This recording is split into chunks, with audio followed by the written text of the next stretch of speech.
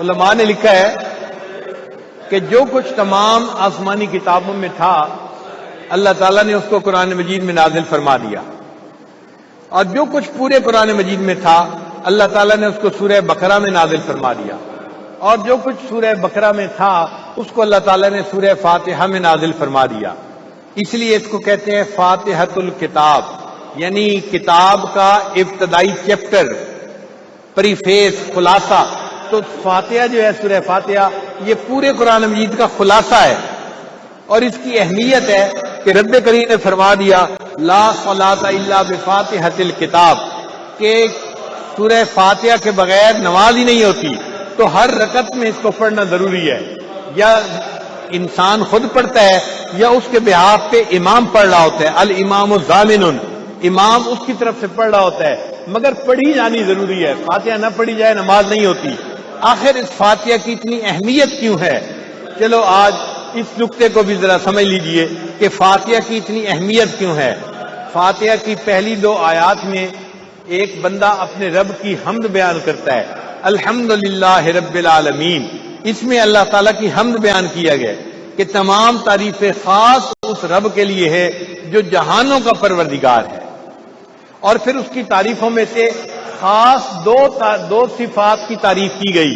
تعریفیں تو اللہ کی بہت ہیں، اگر لکھنے کے لیے ساری دنیا کے درختوں کو کلمے بنا دیا جاتا، اور ساری دنیا کے سمندروں کے پانی کو سیاہی بنا دیا جاتا، اور اللہ کی تعریفیں لکھنی شروع کی جاتی، یہ کلمے ٹوٹ جاتی، یہ سیاہی خشک ہو جاتی، رب کی تعریفیں ختم نہ ہوتی۔ قُل لَوْ كَانَ الْبَحْرُ مِدَادًا لِكَلِمَاتِ رَبِّي لَنَفِدَ الْبَحْرُ قَبْلَ أَن تَنفَدَ كَلِمَاتُ رَبِّي وَلَوْ جِئْنَا بِمِثْلِهِ مَدَدًا۔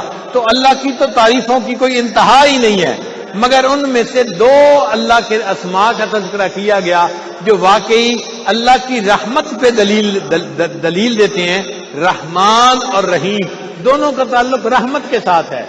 بھئی 2 نام کیوں دیے، ایک نام ہی دے دیتے، وہ اس لیے کہ دونوں کا دینا ضروری تھا۔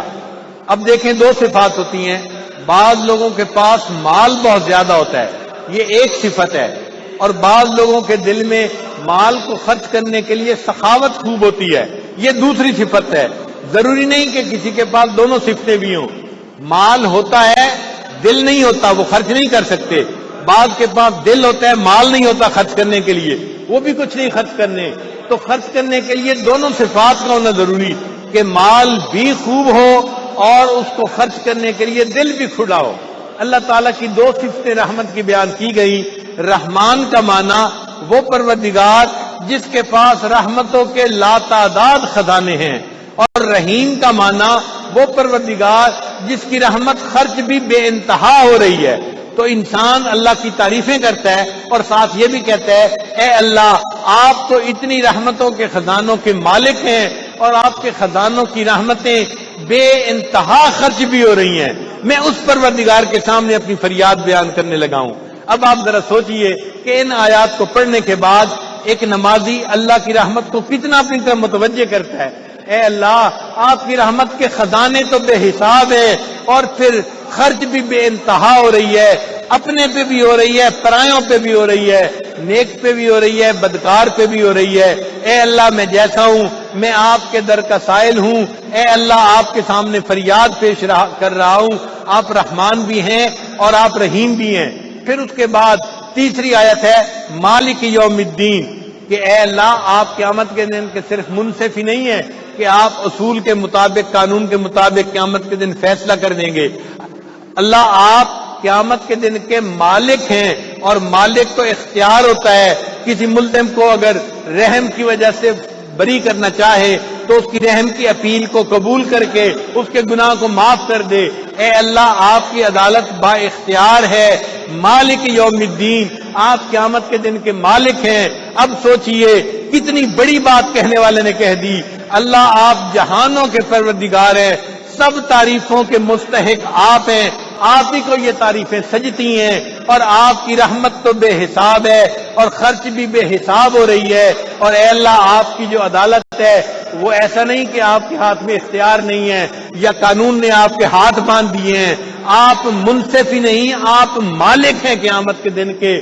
آپ کسی مجرم کو جو ہے اگر چھوڑنا چاہیں تو چھوڑنے کا اختیار موجود ہے۔ اب سوچئے اس بندے نے یہ آیات پڑھ کے اللہ تعالیٰ کی رحمت کو کس طرف اپنی طرف متوجہ کیا، پھر اس کے بعد کہا اے اللہ ایاک نعبد و ایاک نستعین، ہم آپ ہی کی عبادت کرتے ہیں اور آپ ہی سے مدد مانگتے ہیں۔ اے اللہ میں صرف آپ کا جو ہے وہ غلام نہیں، آپ کا نسلی غلام ہوں۔ نسلی غلام کے معنی کیا؟ اے اللہ میرے ماں باپ بھی آپ ہی کے غلام تھے، وہ بھی کلمہ پڑھنے والے تھے، آپ ہی کے در پہ جھکتے تھے۔ اے اللہ میں ان کا بیٹا ہوں، میں بھی آپ کے در کا نوکر ہوں، میں بھی آپ کا غلام ہوں۔ ایاک نعبد، اللہ آپ ہی کی ہم عبادت کرتے ہیں، اور وایاک نستعین، آپ ہی سے اے اللہ ہم مدد مانگتے ہیں۔